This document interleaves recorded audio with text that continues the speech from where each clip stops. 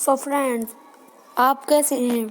मैं आपका दोस्त लर्न विद एक्स्ट्रा।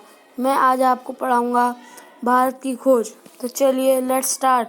कक्षा 8 का संपूर्ण हिंदी पूर्वक पाठ्यक्रम मैं आपको करा कर दूंगा इस चैनल पर। तो चलिए स्टार्ट। अहमदनगर का किला, पाठ 1। अहमदनगर का किला 13 अप्रैल 1944। यह मेरी 9वीं जेल यात्रा थी।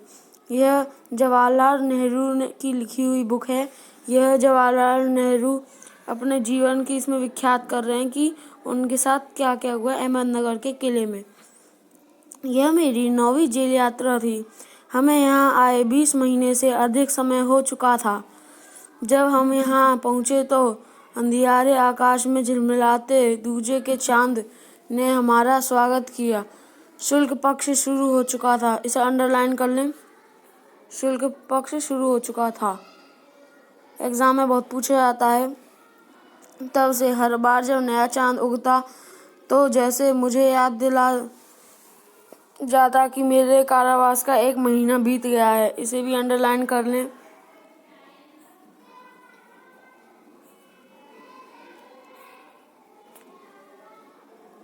ओके। चांद मेरी बंदी जीवन का स्थायी सहचर रहा है। वही मुझे इस बात की याद दिलाता था कि अंधेरे के बाद उजाला होता है। सन 1953 में जवाहरलाल नेहरू ने अहमदनगर के किले की पुनः यात्रा की। इस सन को अंडरलाइन कर लें। अहमदनगर का किला वह कक्ष जहां 1942 से 1945 तक जवाहरलाल नेहरू को रखा गया। ये भी अंडरलाइन कर ले रहा। एग्जाम में ऐसे शॉर्ट क्वेश्चन जरूर पूछे जाते हैं। अतीत का भार। दूसरी जेलों की तरह यहाँ अहमदनगर के किले में मैंने बागवानी करना शुरू किया। बागवानी शुरू कर दिया। मैं रोज कई घंटे तपती धूप में भी फूलों के लिए क्यारियां बनाने में बिताने लगा। मिट्टी बहुत खराब थी, पथरीली और पुराने मलबे अवशेषों से भरी हुई। ये चैप्टर बहुत पढ़ने लायक है। आप इसे अच्छे से पढ़ें और चीज़ों को अंडरलाइन जरूर कर लें किताब में। इतिहास स्थल है, इसलिए अतीत में इसने कई युद्ध और राजमहलों की दुर्भिसंधियां देखी हैं। यहाँ एक इतिहास बहुत पुराना नहीं है।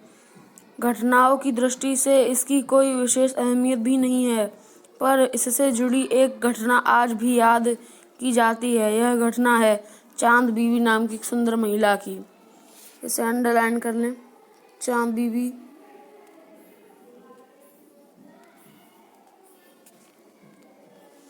चांद बीबी नाम की एक सुंदर महिला के साहस की कहानी है, जिसने इस किले की रक्षा के लिए। किला कौन सा? अहमदनगर के किले की रानी कौन थी? चांद बीबी। इसे अच्छे से कर लें। ये वाले टॉपिक को समझ ले बढ़िया तरीके से। ये एग्जाम में बहुत पूछे जाएंगे, ये आता ही है।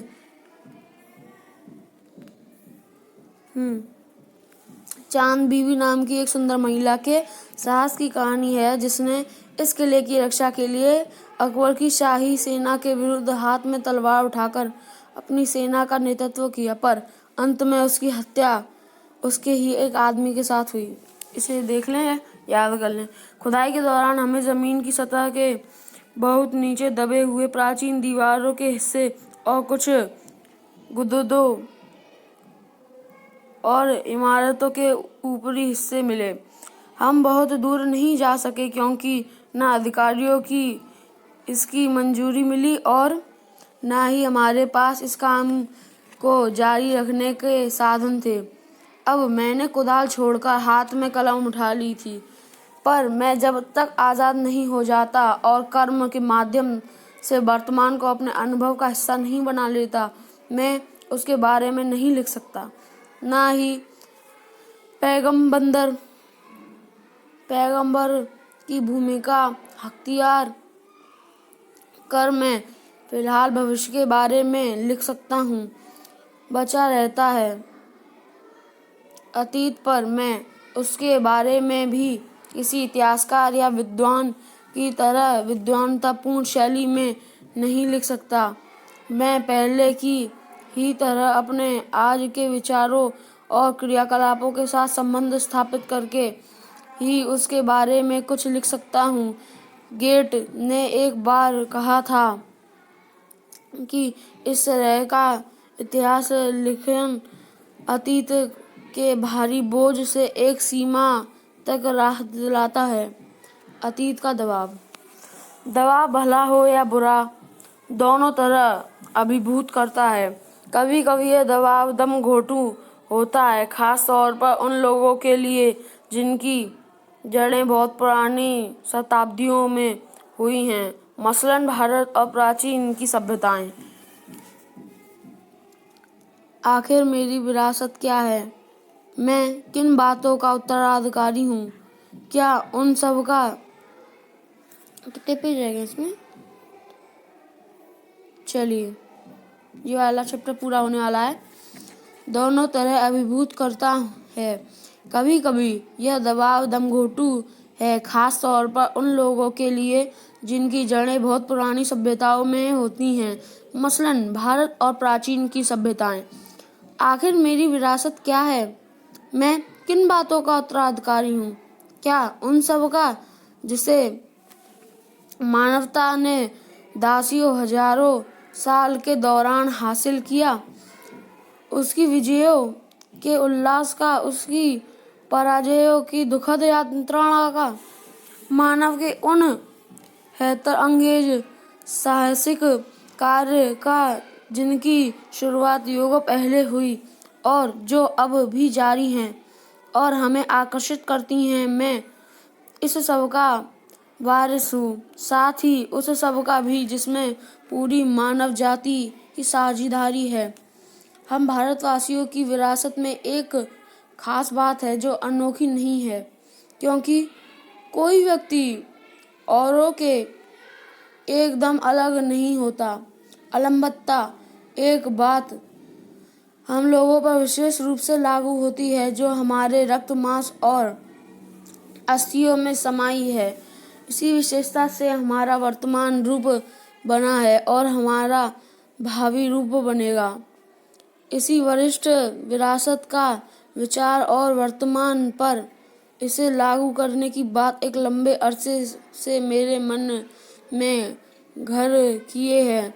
मैं इसे के बारे में लिखना चाहता हूँ। विषय की कठिनाई और जटिलता मुझे भयभीत करती है। मुझे लगता है कि सतही तौर पर इसका स्पर्श ही सकता हूँ।